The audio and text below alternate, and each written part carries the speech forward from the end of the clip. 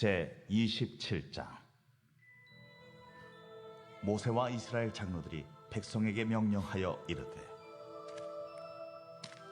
내가 오늘 너희에게 명령하는 이 명령을 너희는 다 지킬지니라.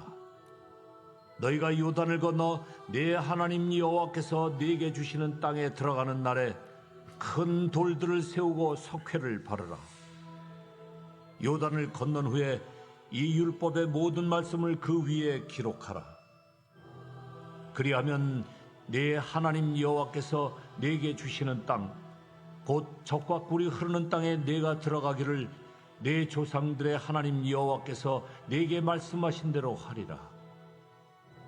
너희가 요단을 건너거든 내가 오늘 너희에게 명령하는 이 돌들을 에발산에 세우고 그 위에 석회를 바를 것이며, 또 거기서 네 하나님 여호와를 위하여 제단 곧 돌단을 쌓되 그것에 쇠연장을 대지 말지니라. 너는 다듬지 않은 돌로 내 하나님 여호와의 제단을 쌓고 그 위에 내 하나님 여호와께 번제를 드릴 것이며, 또 화목제를 드리고 거기에서 먹으며 내 하나님 여호와 앞에서 즐거워하라. 너는 이 율법의 모든 말씀을 그 돌들 위에 분명하고 정확하게 기록할지니라. 모세와 레위 제사장들이 온 이스라엘에게 말하여 이르되, 이스라엘아, 잠잠하여 들으라. 오늘 내가 내 하나님 여호와의 백성이 되었으며, 그런즉 내 하나님 여호와의 말씀을 청종하여 내가 오늘 내게 명령하는 그 명령과 규례를 행할지니라.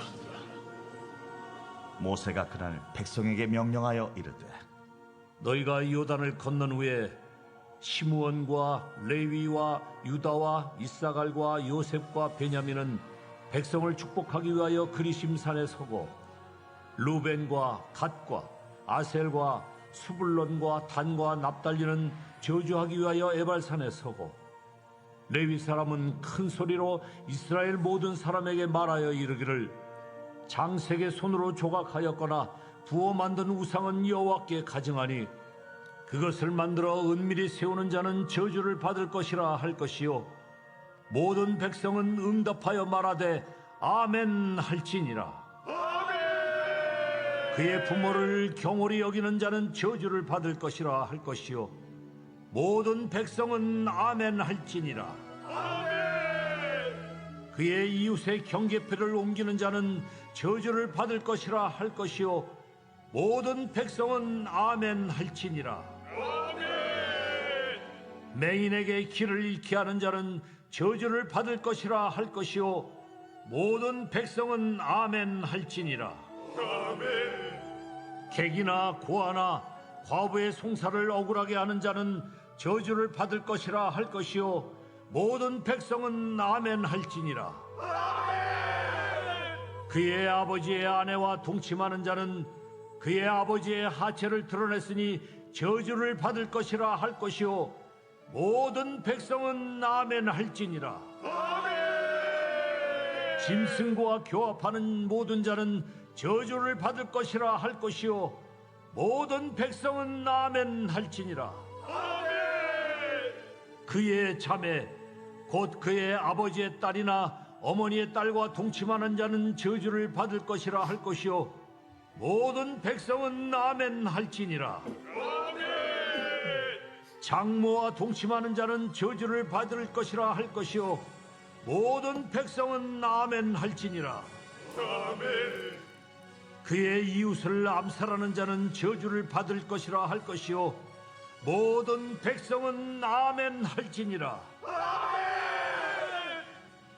무죄한 자를 죽이려고 뇌물을 받는 자는 저주를 받을 것이라 할 것이요, 모든 백성은 아멘 할지니라. 이 율법의 말씀을 실행하지 아니하는 자는 저주를 받을 것이라 할 것이요, 모든 백성은 아멘 할지니라. 아멘. 예. 아멘이란 말이 어색하지 않죠? 예. 오늘 살펴본 신명기 27장 말씀은 이스라엘 백성들이 하나님의 말씀을 어떤 마음으로 어떻게 대해야 될지에 대해서 우리에게 설명해 주고 있는 말씀인데요. 특별히 오늘 본문을 보게 되면 2절에서 이렇게 말합니다. 너희가 요단을 건너 내 하나님 여호와께서 내게 주시는 땅에 들어가는 날에 큰 돌들을 세우고 석회를 바르라. 큰 돌들을 세우고 석회를 바르라. 사실은 좀 특이한 명령입니다. 하나님께서 한 번도 이런 명령을 이스라엘 백성들에게 내린 적이 없죠. 그런데 이렇게 하시는 이유가 어디에 있습니까? 3절인데요. 요단을 건넌 후에 이 율법의 모든 말씀을 그 위에 기록하라. 큰 돌을 세우고 석회를 바르는 이유는 그 석회를 바른 곳 위에 하나님의 말씀을, 모든 말씀, 이 말씀을 빠뜨리지 말고 그 위에 기록하기 위해서임을 말씀하고 있는 것이죠.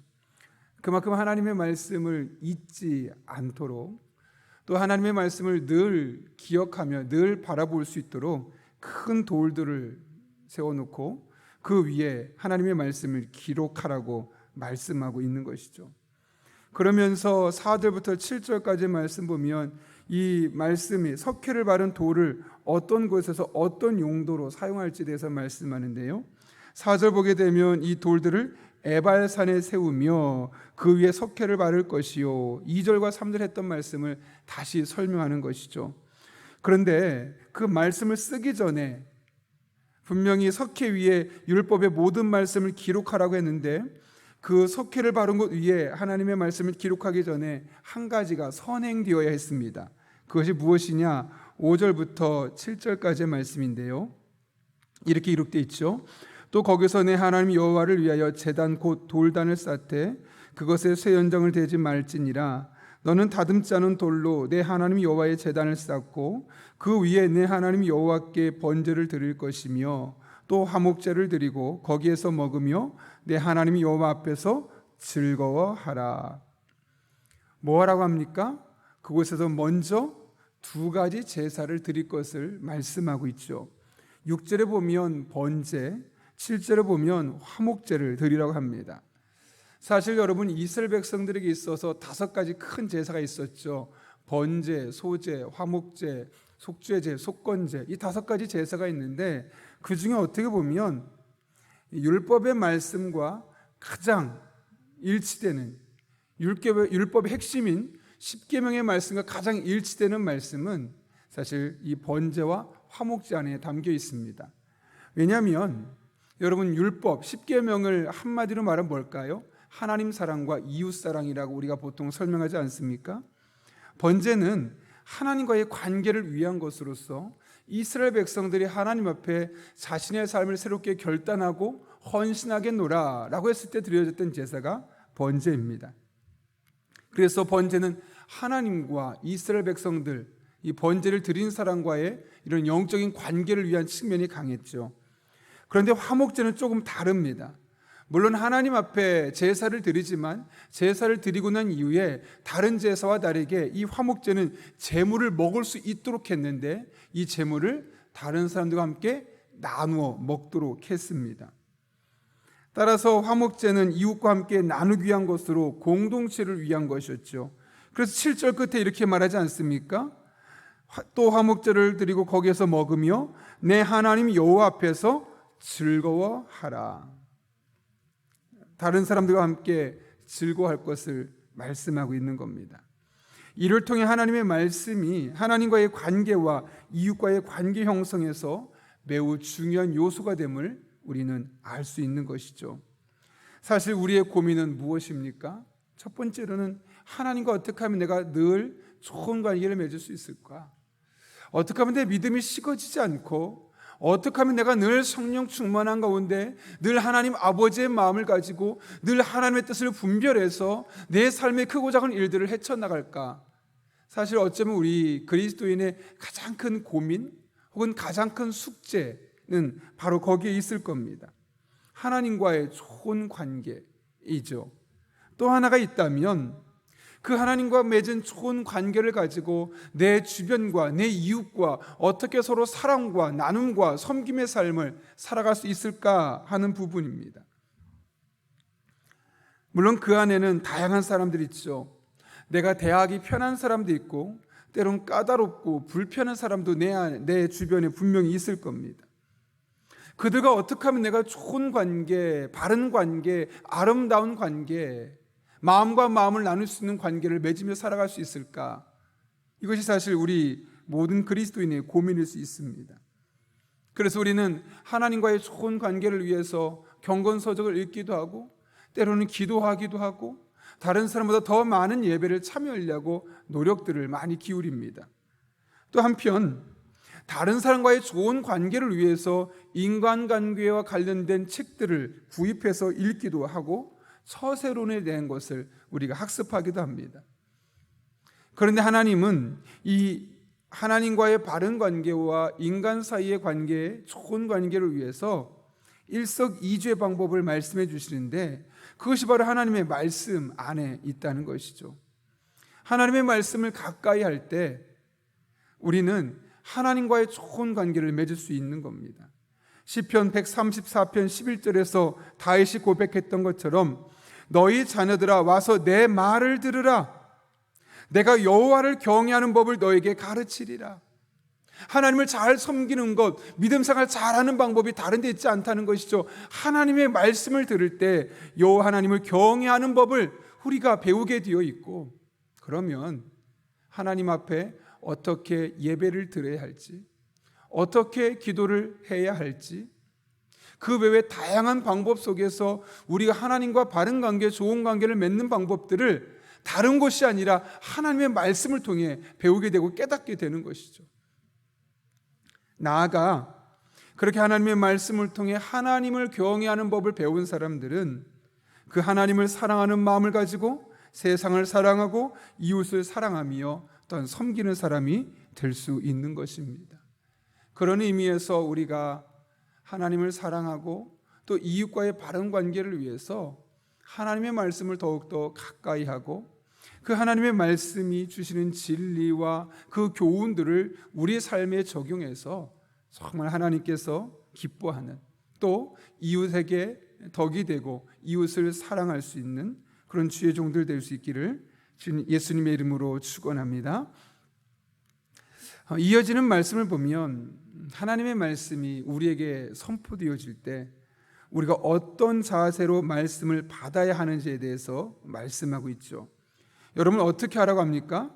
14절 보게 되면 레위 사람들이 그리시삼과 에발산의 지파별로 나뉘어 있을 때 하나님의 말씀을 선포하라 라고 말합니다. 그리고 나서 어떻게 하라고 말하냐면 15절 끝에 보면 모든 백성은 응답하여 말하되 아멘 할지니라. 하나님의 말씀이 선포될 때, 하나님의 말씀이 들려질 때 이스라엘 백성들의 반응하라고 하는 것이죠. 가만히 있지 말고 아멘, 아멘으로써 적극적으로 반응할 것을 말씀합니다. 아멘이라는 히브리어는 진실로, 참으로, 그렇게 되리라 라는 뜻입니다. 그래서 그 순간 선포되는 말씀을 인정하는 겁니다. 그 말씀은 참으로, 진실로 그렇게 되기를 원합니다.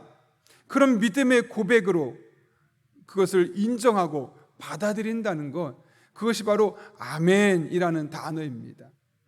종종 아멘이 오해가 되어서 마치 앞에서 하나님의 말씀을 전하는 사람을 위해서 위로해주는 그런 말씀으로 오해가 되어서 아멘하지 말라라고 하는 목회자들도 있습니다. 그런데 여러분, 아멘이라는 것은 앞에 말씀을 전하는 사람을 위로하고 그 사람에게 반응하게 한 것이 아니라 지금 이 순간 선포되는 하나님의 말씀에 대한 나의 믿음의 고백이고 나의 반응임을 분명히 이야기하고 있는 겁니다. 물론 속으로도 조용하게 아멘, 아멘 할 수 있겠죠. 그러나 겉으로 속으로 조용히 반응하는 것보다는 성도들이 함께 그 말씀에 대해서 적극적으로 아멘, 아멘, 하나님 그 말씀 그대로 믿습니다. 하나님 그 말씀 그대로 될 것을 믿습니다. 인정합니다. 저의 삶 가운데 그렇게 되기를 원합니다. 그런 마음으로 그 말씀을 듣는 성도들은 아멘, 아멘, 아멘 그렇게 믿음으로 고백해야만 한다는 것이죠. 그런데 여러분 여기 본문의 말씀 보게 되면 16절부터 26절까지 매 절마다 한 번씩 아멘, 아멘, 아멘. 좀 전에 드라마 바이블을 보면서 제가 어제 말씀을 들으며 설교 준비하면서 일부러 이 부분을 좀 생동감 있게 듣고 싶어서 먼저 들어봤는데요. 그 말씀을 선포할 때마다 성도들이 아멘, 아멘. 여러분 그들의 그 간절함, 애탐, 그 사모함이 마음으로 전달되지 않았습니까? 그런데 오늘 16절부터 26절까지의 말씀들을 보면 다 축복의 말씀들이 아닙니다. 오히려 무서울 정도로 저주의 말씀, 책망의 말씀들입니다. 그런데 그들이 어떻게 합니까? 아니 하나님 그런 말씀에 대해서 어떻게 말하라고 합니까? 아멘으로 받아들이라는 겁니다. 그래 너는 잘 될 거야. 너는 복 받을 거야. 내가 너와 함께하고 너를 지켜주고 너에게 은혜를 베풀 거야. 너의 자손 천대까지 내가 축복해 줄게. 그럴 때만 아멘, 아멘 하는 것이 아니라 부모를 교훈히 여기는 자는 저주를 받을 것이다. 그래도 아멘. 이웃의 경계표를 옮기는 자는 저주를 받을 것이다. 아멘. 맹인들, 장애인들을 이용하는 사람들 저주받을 것이다. 아멘. 다 저주의 말씀드림에도 불구하고 이스라엘 백성들은 아멘, 아멘, 아멘 믿음으로 수용하고 받아들이고 있음을 보게 됩니다. 무서울 정도의 저주의 말씀들 또한 아멘으로 받아들일 것을 말씀하는 것이죠. 여러분, 우리는 혹시 하나님의 말씀을 선별적으로만 듣지는 않는가 생각해 보아야 되겠습니다. 혹시 여러분이 은혜 받았다고 말하는, 그래서 여러분이 아멘이라고 고백하는 그 말씀들이 혹시 여러분이 듣기 좋은, 아니 지금 이 순간 듣고 싶었던 말씀이기 때문에 아멘이라고 말씀하고 있다면, 그렇게 고백하고 또 그런 설교를 좋은 설교라고 하고 그런 설교에 대해서 아멘으로 그런 설교에 은혜 받았다고 여러분들이 반응하고 있다면, 물론 그런 것들도 필요하겠지만 그런 말씀이 아닐 때에도 우리가 아멘으로 받아들일 수 있어야 되는 것이죠. 말씀을 선별적으로 받지 말고 있는 그대로 매 순간순간 내게 주신 말씀으로 받아야 됩니다. 무엇보다 하나님의 말씀 받을 때 아멘, 아멘, 그렇습니다. 그렇게 되기를 원합니다. 나의 삶 가운데 그 하나님 말씀이 그대로 이루어지기를 원합니다. 때로는 나와 전혀 상관없는 말씀처럼 들릴 수 있습니다. 저건 지금 나한테 굳이 필요한 말씀이 아닌 것 같은데, 다른 사람에게 필요한 말씀 같은데 라고 생각되는 그 순간조차도 그 말씀은 나에게 들으라고 하나님께서 주시는 말씀이죠. 그렇기 때문에 그런 말씀도 아멘으로 적극 수용할 수 있어야 됩니다. 그런데 바로 그때 아멘으로 그 말씀을 받아들일 때 그 말씀이 우리의 생각을 바꾸는 것입니다. 그 말씀이, 그럴 때 그 말씀이 모든 교훈과 책망과 바르게 함과 의로 교육하기에 유익한 하나님의 말씀이 되어서 우리를 온전하게 하며 모든 선한 일을 행할 능력을 갖춘 하나님의 사람으로 탈바꿈 시켜주는 겁니다. 아이들 중에도 잘 자라는 아이들과 좀 잘 자라지 못한 아이들이 있습니다. 이유는 편식하느냐 왕성한 식욕으로 잘 먹느냐 하는 겁니다. 여러분, 하나님의 말씀을 편식하지 말고 왕성한 식욕으로 내게 주신 말씀으로 받고 그 말씀을 섭취할 때 그 말씀의 영향소로 하루하루 살아가는 그런 주의 종들 될 수 있기를 예수님의 이름으로 축원합니다. 아멘 하셨습니까? 예, 아멘 하십시오. 그리고 평상시에 새벽 기도도 수기도에도 주일 말씀에도 아멘, 아멘, 아멘으로 선포되는 말씀을 내게 주시는 말씀으로 받고 살아가는 그런 주의 종들 될 수 있기를 다시 한번 예수님의 이름으로 축원합니다. 함께 기도하겠습니다. 거룩하신 아버지 하나님, 오늘도 우리를 주님 전에 불러주셔서 하나님의 말씀이 하나님을 사랑하고 이웃을 사랑하는데 매우 유익함을 깨닫게 하시고, 또 이 하나님의 말씀이 우리가 하나님의 말씀이 선포될 때 어떤 마음의 자세로 받아야 할지를 깨닫게 하시는 애 진심으로 감사를 드립니다. 내가 원하는 말씀, 좋아하는 말씀만 듣는 것이 아니라 내가 원치 않는, 또 혹은 나와 전혀 상관없는 말씀처럼 보인다 할지라도 그 말씀은 아멘으로 받는 자들 되게 도와주시고, 그 말씀을 편식하지 않게 하시고 왕성한 식욕으로 받아들일 때 그 말씀의 영양소가 우리 영혼을 살리고 우리의 생각을 살리고 우리의 삶을 바꾸는 능력의 말씀으로 경험되게 하여 주옵소서. 예수님의 이름으로 기도하옵나이다. 아멘.